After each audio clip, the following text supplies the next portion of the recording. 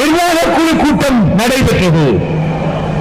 அப்பொழுது துணை பொதுச் செயலாளர் மீது பலருக்கும் வருத்தமும் அதிருப்தியும் இருந்தபோது அவர் போக்கு சரியில்லை, நம் எதிரிகள் துரோகிகளோடு நம் கட்சியை அழிக்க வேண்டும் என்று நினைத்து வெளியே போனவர்களோடு நாள் தோறாமல் தொடர்பு வைத்திருக்கிறார். அவர்களுக்கு பக்கபலமாக இருந்து இங்கிருந்து ஒரு கூட்டத்தை அழைத்துக் கொண்டு போகலாம் என்று திட்டமிடுகிறார். நீங்கள் அவரை பற்றி பேச வேண்டும் என்றதோடு நான் அதை பேசவில்லை. அவர் மனச்சாட்சி உறுத்தட்டும் என்று நினைத்து மாமல்லபுரம் கடலில் படகில் செல்லும் போது படகு கவிழ்ந்து தண்ணீருக்குள்ளே நானும் போய்விட்டேன். என் மகனை மணந்த மருமகன் ராஜசேகரனும் தண்ணீருக்குள் போய்விட்டார். என் தம்பியின் மகன் இந்திரஜித்து அவரும் கடலுக்குள் போய்விட்டார். நான் காலை ஊன்ற பார்க்கிறேன், தரை மண் காலில் படவில்லை. நீந்தினேன், கைகள் சோர்ந்து போகிற அளவுக்கு நீந்தினேன். அப்படி உடன் வந்திருந்த நண்பர் சத்யா அவர்கள் என் பக்கத்திலே வந்து நீந்திக் கொண்டே வந்தார். அவர்கள் தோளை பற்றிக் கொண்டேன். ஆகவே என் உயிரை நீ காப்பாற்றினாய் என்று சொன்னேன். அது அப்படி சொன்னது உண்மை.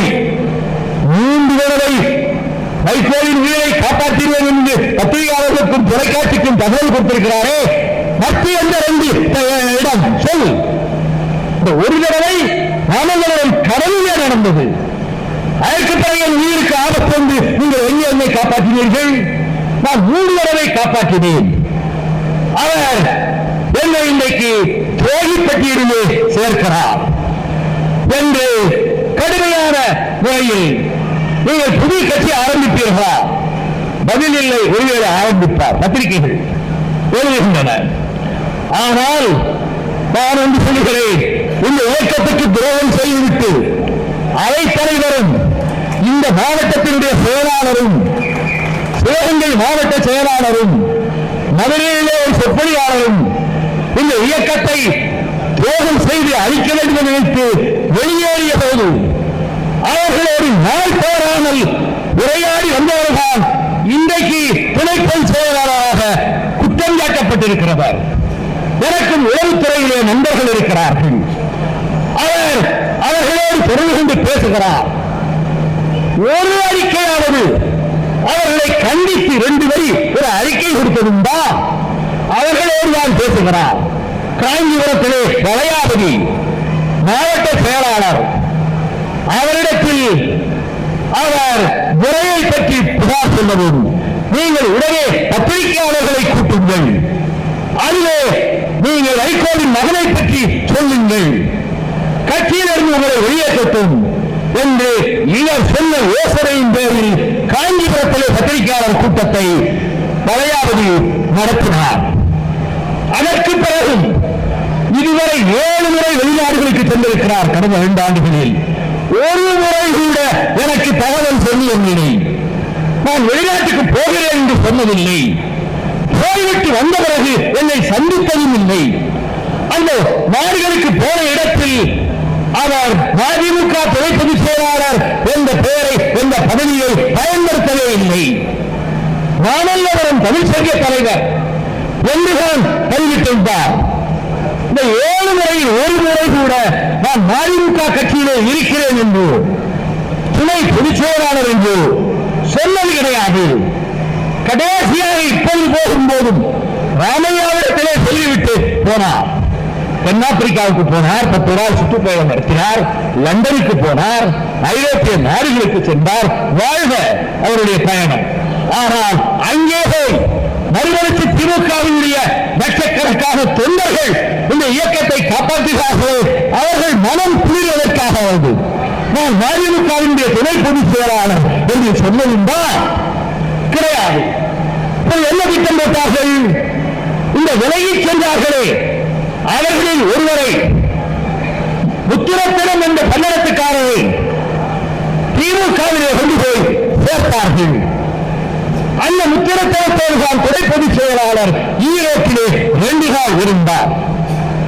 ஆக ரெண்டும் ரெண்டும் 4 என்கிற மாதிரி அவர் இவர்களெல்லாம் ஒன்று சேர அழைத்துக் கொண்டு போவதற்கு திமுகவிடத்திலே சொல்லி விலகிச் சென்றவர்கள் எல்லோரும் திமுகவுக்கு என்னோடு வருவார்கள், எல்லோரு வருவார்கள், நீங்கள் ஏற்பாடு செய்கிறீர்கள் அப்படின்னா ஒரு பெரிய கூட்டத்தை ஏற்பாடு செஞ்சில்லாம பார்க்கணும். இப்ப அது அப்படியே இருக்கட்டும் என்று திமுக தலைவர் அவர்கள் சொல்லிவிட்டார்கள். ஆக திட்டமிட்டு கண்ணை இணை காப்பதை போல இந்த கட்சியை காப்பாற்ற என்ன பாடுபட்டிருக்கிறேன் நான்.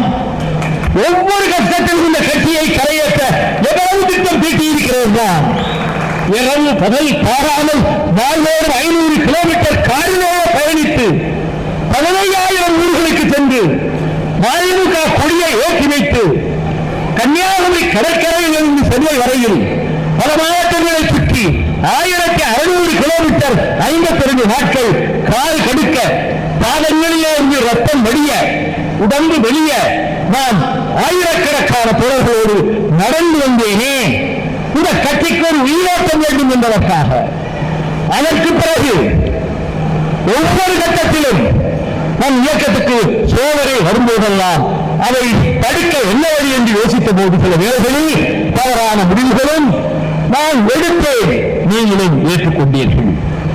நான் அதிமுகவோடு போய் உறவு வைக்க வேண்டும் என்று நினைத்தவன் அல்ல. ஆனால் கட்சியில் ஒரு 8 பேராவது சட்டமன்ற உறுப்பினர்களாக வேண்டும் என்ற எண்ணத்தில் ஜெயலலிதா அம்மையார் அவர்களை சந்தித்து நான் திருச்சி திமுக மாநாட்டுக்கு போகாமல் அதிமுக போயஸ் தோட்டத்துக்கு சென்று உடன்பாடு வைத்தது அரசியல் வாழ்க்கையில் நான் செய்த மிகப்பெரிய தவறு. ஆனால் அதற்கு பின்னர் ஒரு கட்டத்தில் திமுக ஆட்சியை கலைக்க வேண்டும் என்று ஜெயலலிதா அறிக்கை விட்ட போது நான் வாஜ்பாய் அறைக்கு சென்று இந்த தவறை செய்து விடாதீர்கள், திமுக அரசை கலைத்து விடாதீர்கள், நீங்கள் நெருக்கடியிலேயே ஜெயிலில் இருந்தவர்கள், மாநில அரசுகளை காங்கிரஸ் ஆட்சி பந்தாடியது, அதை விமர்சனம் செய்தவர்கள், நீங்கள் எனவே தமிழ்நாட்டில் இருக்கிற திமுக ஆட்சியின் மீது கை வைக்காதீர்கள் என்று அக்யூரிட்டி வைத்தோ உங்களோடு உடன்படுகிறேன் என்று வாஜ்பாய் சொன்னார். இது திமுகவினருக்கே தெரியாது. அதன் பிறகு ஒரு முறை எம்ஜிஆர் முதலமைச்சராக இருந்தபோது தேவர்தனே டெல்லிக்கு வந்தார். நம்முடைய அன்றைய பிரதமர் ராஜீவ் காந்தியை சந்திப்பதற்கு விமான நிலையத்திலே பத்திரிகையாளர்கள் சூழ்ந்து கொண்டார்கள். தேவர்தனையிலே இலங்கையிலே உங்கள் நாட்டிலே தமிழர்கள் கொல்லப்படுகிறார்களே, அவர்கள் பேரம் வென்று தீரும் என்று நிருபர் துணிச்சலாக கேட்டார். உடனே தேவர்தனா சொன்னான், எல்லா எதற்கும் ஒரே ஒரு ஆள்தான் காரணம், அதன்தான் தமிழ்நாடு சீஃப் மினிஸ்டர் எம்ஜிஆர் என்று சொன்னான். தேவர்தனே பக்கத்திலேயே சிரித்துக் கொண்டு நின்று கொண்டிருந்தார் இந்திய பிரதமர் ராஜீவ் காந்தி. மறுநாள் பொழுது விடிந்தது, 11 மணிக்கு ராஜ்யசபா தொடங்கியது. பிரதமரும் அங்கே வந்து உட்கார்ந்திருந்தார். நான் எழுந்து கேட்டேன், கேள்வி நேரத்துக்கு முன்னாகவே கேட்டேன், பிரதம மந்திரி அவர்களே, வெளிநாட்டிலே இருந்து வருகிற அதிபரோ பிரதமரோ இங்கே வந்து நாம் போடுகிற சாப்பாட்டை தின்றுவிட்டு மரியாதையாக வெளியே போக வேண்டும். இந்த நாட்டிலே இருக்கக்கூடிய ஒரு முதலமைச்சரை பற்றி எப்படி பேசலாம்? தேவர்தனா கொலைகார பெயர் தமிழர்களை கொண்டு குவித்துவிட்டு எங்கள் முதலமைச்சரை விமர்சிப்பதை பல்லை காட்டிக்கொண்டு பக்கத்தில் இருந்து சிரிப்பீர்களே, உங்களுக்கு வெட்கம் மானம் கிடையாதா? உடனே காங்கிரஸ்காரர்கள் எப்பொழுது அதிமுகவோடு காதல் கொண்டீர்கள் என்று என்னை பார்த்து கேட்டார்கள். இந்த அதிமுகவை கடுமையாக எதிர்ப்பவராயிற்று, இல்ல புது காதல் புது நேசம் என்றார்கள். அவர் என்னுடைய முதலமைச்சர், தமிழ்நாட்டினுடைய முதலமைச்சர், அவரை ஒரு கொலைகார பெயர் சிங்காட்டுக்காரன் டெல்லியிலே வந்து அவர் அவமானமாக பேசுவதை என்னால் சகித்துக் கொள்ள முடியாது. அதிமுகவோட அரசியலில் எங்களுக்கு பகை இருக்கிறது. We will settle our scores in the battlefield of Tamil Nadu. எங்க கணக்க நாங்க தீர்த்துக்கிடுவோம். திமுகவும் அதிமுகவும் எப்படி பேசலாம் அவன், எப்படி அனுமதித்தார் இந்த பிரதமர் என்று கேட்டவன். ஆக அப்படி பல்வேறு கட்டங்களை கடந்து வந்த பின்பு இப்பொழுது பத்திரிகைகள் தூரம் வருகின்றன. நேர்காணல் சந்திப்பு பேச்சுக்களிலே தூக்கி வைக்கிறார்கள், இன்னும் செய்வார்கள். ஒரு மாதத்துக்கு மதிமுக உடைந்து விட்டது, மதிமுக தோல்விவிட்டது. வைகோ ஒரு பக்கம், துணை பொதுச்சாளர் இன்னொரு பக்கம். வைகோவின் மகன் தான் இதற்கெல்லாம் காரணம். எழுதுகிறவர்களை பற்றி எனக்கு கவலை இல்லை. என் மீது சொல்லப்படாத பழிகளா?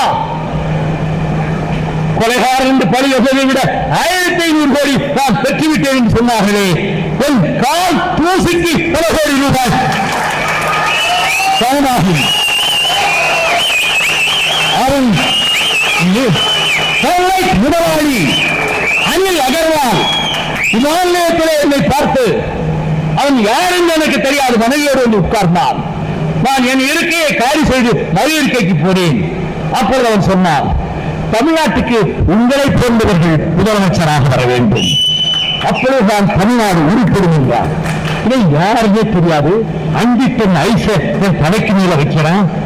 இந்தியாவிற்கு பெரும்பாடு நான் முதலமைச்சராகவா என்னை அவன் புதற்றுகிறான் நினைத்துக் கொண்டிருந்தேன். விசிட்டிங் கார்டை என்னிடம் கொடுத்தான். நான் விசிட்டிங் கார்டை வாங்கி பார்த்துக் கொண்டே இருந்தேன். Anil Agarwal, chairman come managing director, Sterlite industries, Vedanta group. இதான் விசிட்டிங் கார்டு. இதன் தானா ஸ்டெர்லைட் முதலாளி? இதுக்குத்தான் அப்படி சொன்னானா நீ முதலமைச்சராக? 2 நிமிடம் வாருங்கள், உங்களிடம் நான் தனிமையில் பேச வேண்டும் என்றான். நான் சுவரோரமாக சென்றேன். ஒரு 15 நிமிடம் எனக்கு அப்பாயின்மெண்ட் தாருங்கள். நீங்கள் தவறாக புரிந்து கொண்டிருக்கிறீர்கள். எங்கு வரை சொன்னாலும் நான் வருகிறேன். தில்லியிலே சொன்னாலும் சரி, சென்னையிலே சொன்னாலும் சரி, நான் உங்களை சந்திக்க வருகிறேன் என்றார். Mister, I will never meet you. என்னை என்னைக்கு நான் பார்க்க மாட்டேன். என்னை எதிர்த்து நான் நீதிமன்றத்திலே போராடி கொண்டிருக்கிறேன்.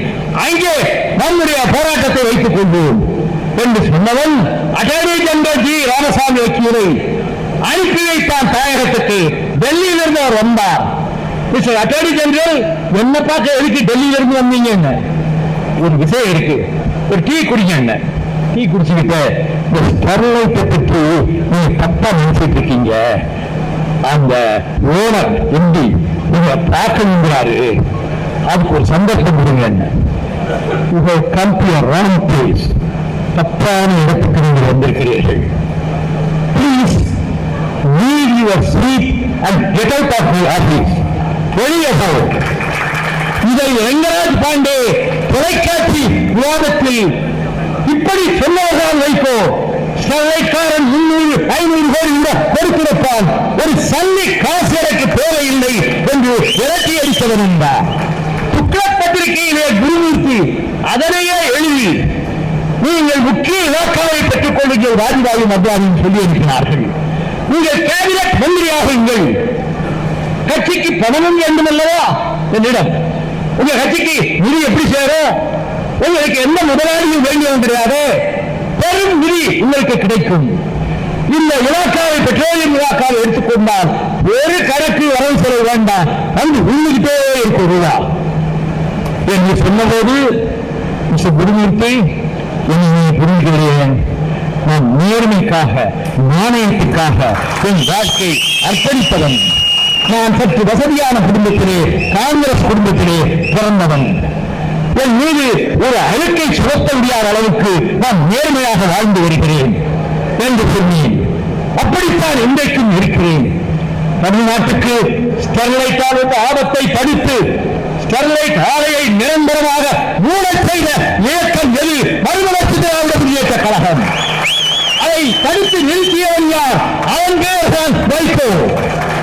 அதை போலத்தான் முல்லை பெரியாறு வெள்ளிக்கு கட்டிய அணையை உடைக்க வேண்டும் என்று கேரள மந்திரிகளும் எம்பிக்களும் முடிவு செய்து மீண்டும் மீண்டும் அவர்கள் டெல்லிக்கு படையெடுத்த காலத்தில் 10 தடவைக்கு மேல் அந்த தேனி கம்பம் மாவட்டங்களை நானும் கம்பம் அப்பாசும் சுற்றி வந்து கட்சி கொடியை காரிலே கட்டாமல் கட்சியை பற்றி எங்கும் பேசாமல் மறுமலர்ச்சி திமுகவுக்கு ஆதரவு கொடுங்கள் என்று ஒரு வார்த்தை என்றும் சொல்லாமல் நாம் அழிந்து விடுவோம் 5 மாவட்டங்களும்.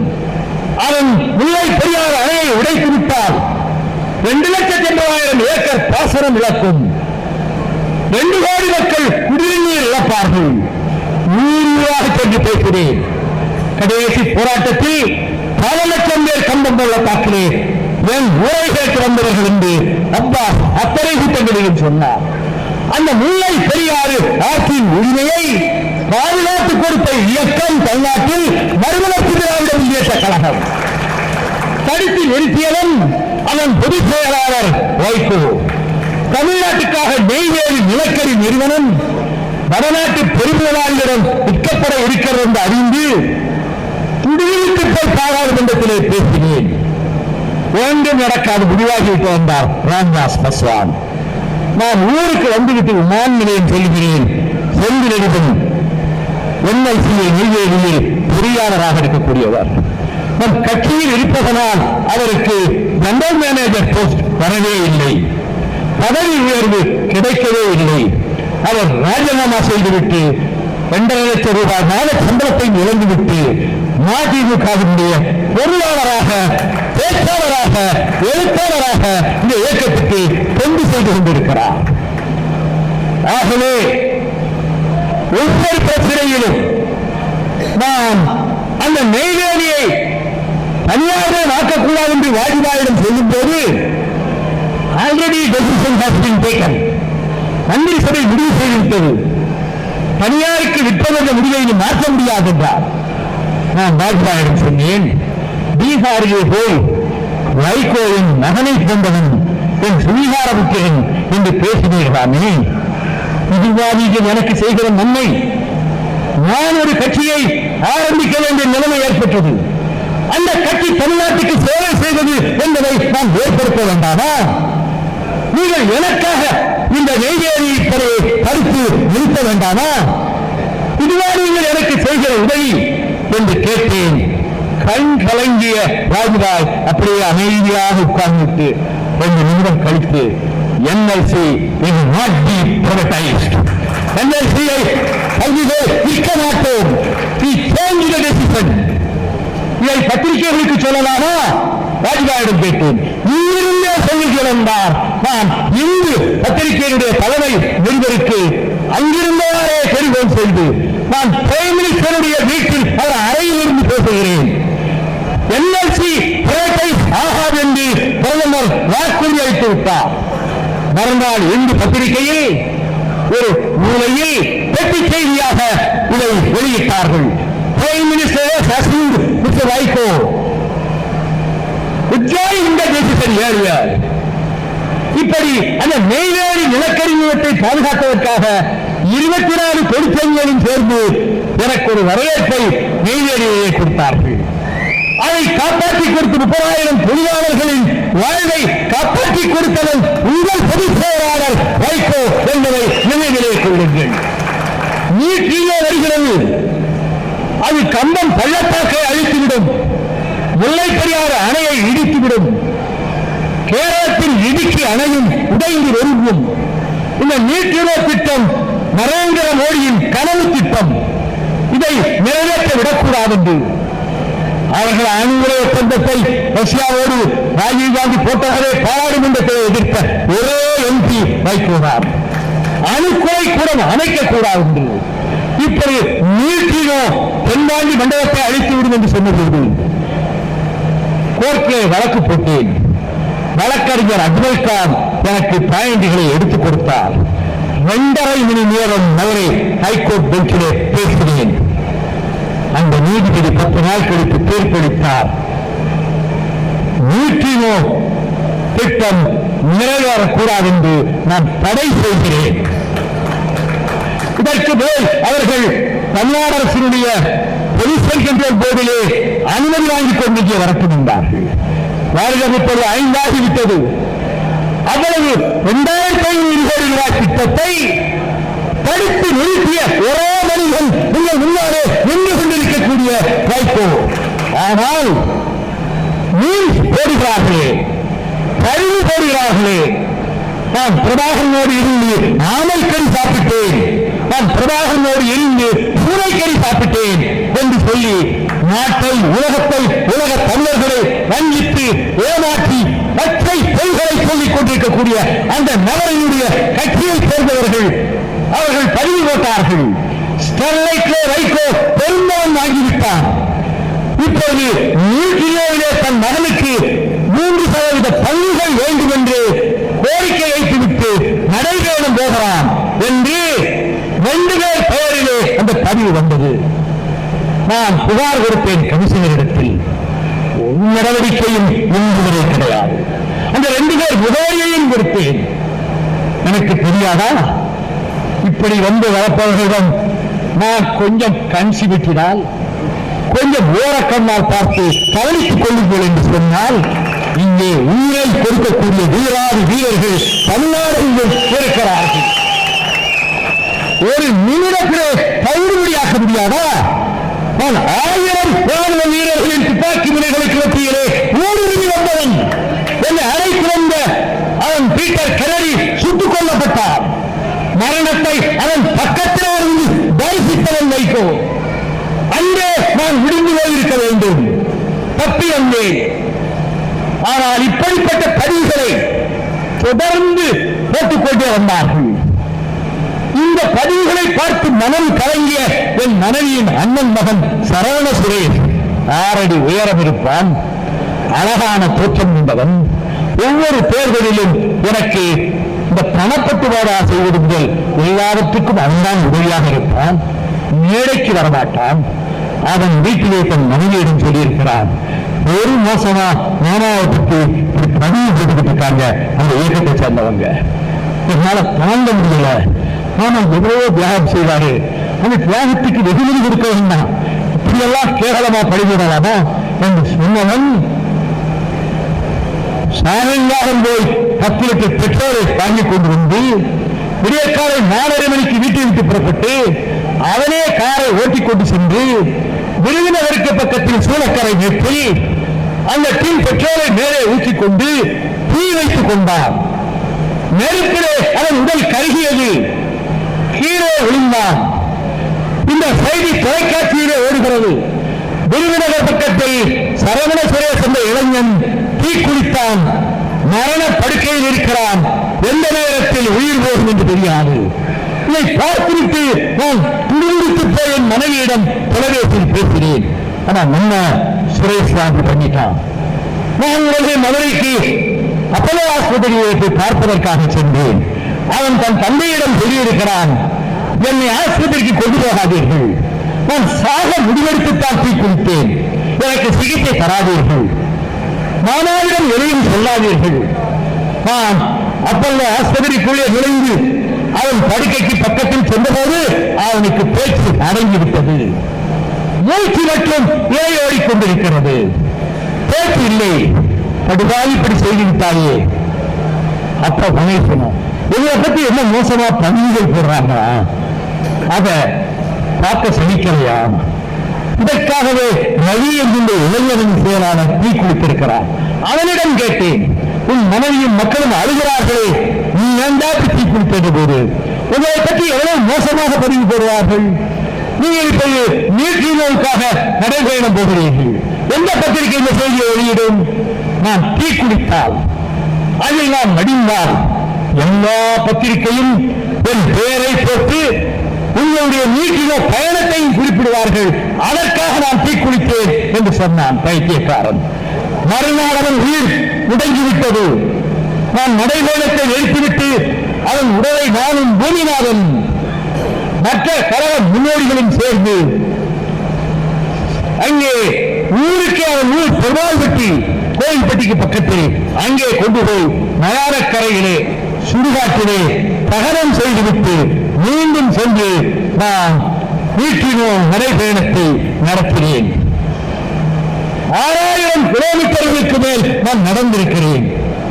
தமிழ்நாட்டின் நன்மைக்காக, மதுவை ஒழிப்பதற்காக, ஜாதிமத பூசலை தடுப்பதற்காக, மக்களிடம் விழிப்புணர்வை ஏற்படுத்துவதற்காக, காரிலே கட்சிக் கொடியை கட்டாமல், எந்த ஊரிலும் மதிமுக என்ற பெயரை உச்சரிக்காமல், தமிழகமெங்கும் நடந்து வந்தவன் நான். இந்த மண்ணில் நடக்கிறேன். இது புண்ணிய பூமி. உலகின் முதல் நாகரிகம் பெற்ற குடிமக்கள் வாழ்ந்த பூமி. கீழடியை உள்ளடக்கிய பூமி. சேரசோழ பாண்டிய மன்னர்களின் படைபலத்தால் வடபலத்தால் நுழைவிடாமல் தடுத்த பூமி. இந்த பூமியை நான் காலால் பல்லாயிரக்கணக்கான கிலோமீட்டர் நடந்து அளந்திருக்கிறேன். இந்த மண்ணில் தான் நான் புதைக்கப்படுவேன். நான் எரிக்கப்பட மாட்டேன். நான் மடிந்தால் என் சொந்த ஊர் பூமியில், எங்கள் சொந்த நிலத்தில் என்னை புதைக்க வேண்டும் என்று நான் எழுதிவிட்டு வருவேன். அதை இப்பொழுதே பிரகடனம் செய்கிறேன். மகனும் மேடையிலே இருப்பதனாலே என்னை பொறுத்தமட்டில் மறுநோக்கி திமுக என்ற இந்த காரியத்தை, உயிர் ஓவியத்தை, ஜீவனுள்ள ஒரு இயக்கத்தின் சரித்திரத்தை நிலைநாட்டிவிட்டு தமிழ்நாட்டில் மறுமலர்ச்சி திமுக திராவிட இயக்கத்தினுடைய காவல் அரணாக திகழ்ந்தது என்று எல்லோரும் பாராட்டும் வண்ணம் இன்றைய முதலமைச்சர் திராவிட மாடல் ஆட்சி நடத்துகின்ற தளபதி மாண்புமிகு ஸ்டாலின் உட்பட அதிமுக எங்களுக்கு தோல் கொடுத்தது என்று மகிழ்ச்சியோடு பாராட்டு தெரிவிக்கிற விதத்தில் திமுக கூட்டணியில் தான் நாங்கள் எந்த சூழ்நிலையிலும் நீடிப்போம். அதன் வெற்றிக்கு பாடுபடுவோம். கைதட்டுங்கள். இது என்னுடைய கட்டளை. திராவிட இயக்கத்தை காப்போம். பெரியார் அண்ணா புகழை காப்போம். டாக்டர் கலைஞரின் கீர்த்தியை காப்போம். திராவிட இயக்கத்தை காப்போம். தந்தை பெரியார் வாழ்க, அறிஞர் அண்ணா வாழ்க, மறுமலர்ச்சி திராவிட முன்னேற்ற கழகம் நாள்தோறும் வளர்ந்து வெற்றி மேல் வெற்றி